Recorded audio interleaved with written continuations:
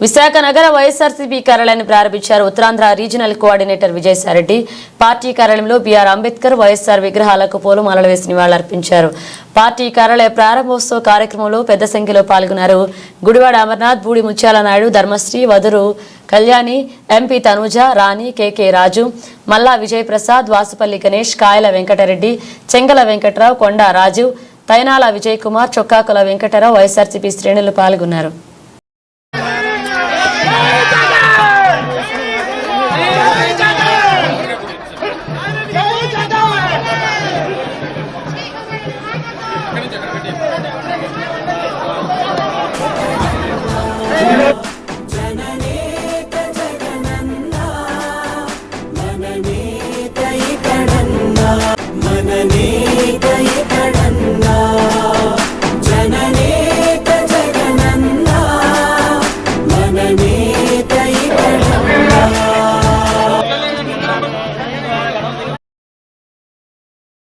ఈరోజు నగర విశాఖపట్నం వైఎస్ఆర్ కాంగ్రెస్ పార్టీ కార్యాలయాన్ని ప్రారంభించుకోవడం జరిగింది.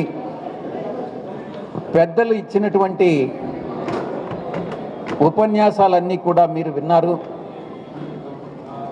పార్టీని ఎలా బలోపేతం చేసుకోవాలి, మనం గతంలో 5 సంవత్సరాల పరిపాలనలో మనం జరిగినటువంటి పొరపాట్లేంటి,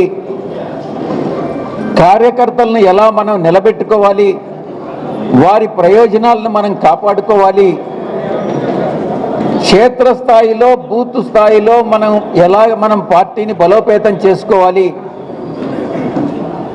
పార్టీ కార్యకర్తల్లో మనం ఉత్సాహాన్ని నింపాలి, ఉత్సాహంతో పాటు పార్టీ కార్యకర్తల్లో ఒక బాండింగ్ అంటే ఒక ప్రిన్సిపల్ అన్నటువంటిది వాళ్ళ మైండ్లో కానీ మనం ఇంబైబ్ చేయగలిగితే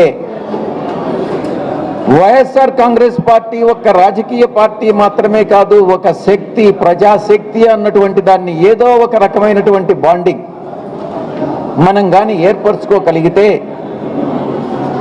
ఆ రోజు నిజంగా ఎటువంటి ఒడిదుడుకులు ఎదురైనా కూడా మనం ఒక రాజకీయ శక్తిగా, ఒక ప్రజల యొక్క ఆయుధంగా, అభివృద్ధికి దోహదపడేటటువంటి ఒక ఆయుధంగా మనం తప్పకుండా ప్రజల మనసుల్లో నిలబడిపోతాము అన్నటువంటి విషయాన్ని మనం అందరం కూడా ఈ సమావేశంలో చర్చించుకోవడం జరిగింది. కాంగ్రెస్ పార్టీ నాయకులందరి మీద కూడా కేసులు పెడతా ఉంది. ఉదాహరణకి రాత్రి నా దగ్గరకు వచ్చి నాకు సంబంధం లేనటువంటి కేసులో, కాకినాడ సీపోర్ట్స్ కేసులో ఆ కేవీరావు అనే వ్యక్తి ఎవరో కూడా తెలియదు, అయినప్పటికీ కూడా నా పైన దొంగ కేసులు అన్నటువంటిది పెట్టడం జరిగింది, నోటీసులు సర్వ్ చేయడం జరిగింది. నేను ఒక్కటే చెప్తా ఉన్నా, మీరు ఏదైతే ఈరోజు చేస్తున్నారో అవన్నీ మిమ్మల్ని తిరిగి 2027 తర్వాత మిమ్మల్ని వెంటాడుతాయి అన్నటువంటి విషయాన్ని మీరు గుర్తుపెట్టుకోవాలి అని నేను చెప్తా ఉన్నా. ఒక్క సెంట్ గవర్నమెంట్ భూమి కూడా, ఒక్క ఇంచి గవర్నమెంట్ భూమి కూడా నేను కబ్జా చేయలేదు. ఎవరో మా బంధువులు కొనుక్కుంటే అవన్నీ కూడా నేను కొన్నట్టుగా చిత్రీకరించి